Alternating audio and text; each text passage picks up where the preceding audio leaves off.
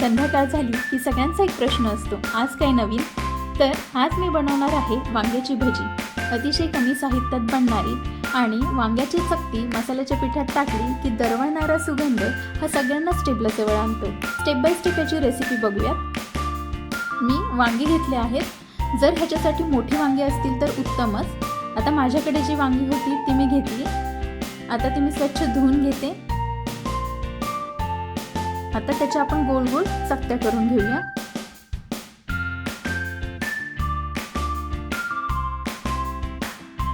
अशा पद्धतीने सर्व वांगी गोल गोल चकत्यांमध्ये कापून घ्यायचे.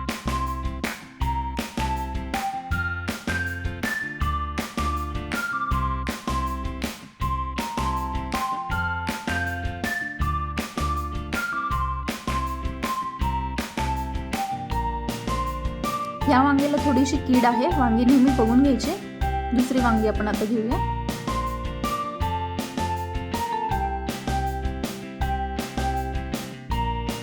अशा पद्धतीने सर्व वांगी मी गोल गोल चकत्यांमध्ये कापून घेतली.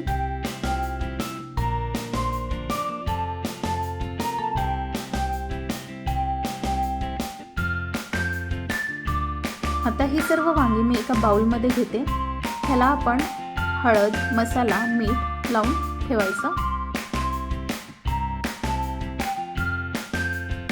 व्यवस्थित हे सगळीकडे चोळून घ्यायचं.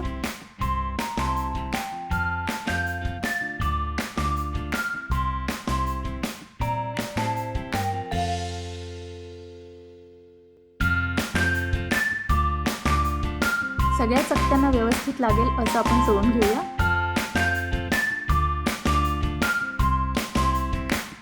आता मी 1 वाटी बेसन पीठ घेतलं आहे. 1 वाटीसाठी अर्धा वाटी मी तांदळाचं पीठ घेतलं आहे. लाल तिखट, मीठ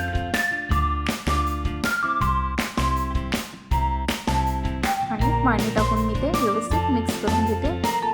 अगदी थोडासा सोडा टाकायचा, ओवा.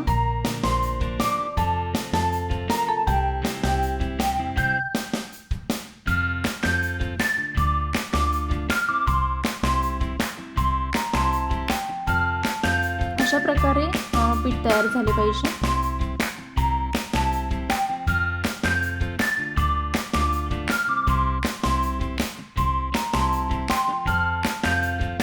आता आपण एक एक चकती तळायला घेऊया. आता हे तुम्ही डीप फ्राय पण करू शकता, पण मी हे अगदी कमी तेलामध्ये कसं फ्राय करायचं हे मी दाखवणार आहे. एक पॅन घेतलाय, त्यामध्ये मी आता तेल टाकते.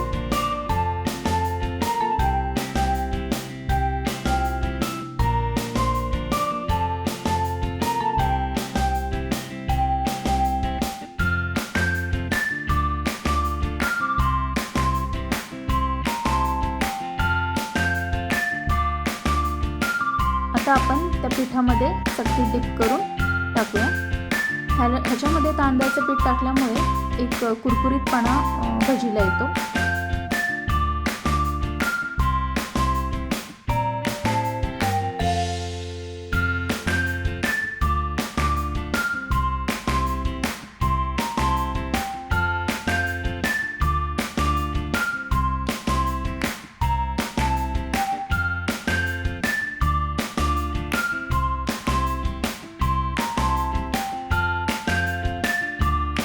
अशा पद्धतीने सर्व चकत्या मी फ्राय करून घेते.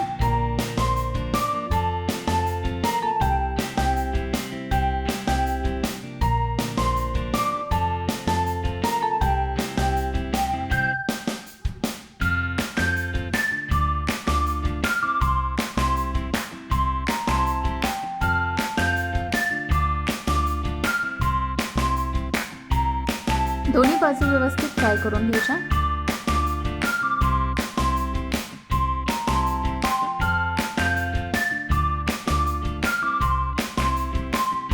बाजू व्यवस्थित झाली आहे. मी आता ती उलटली.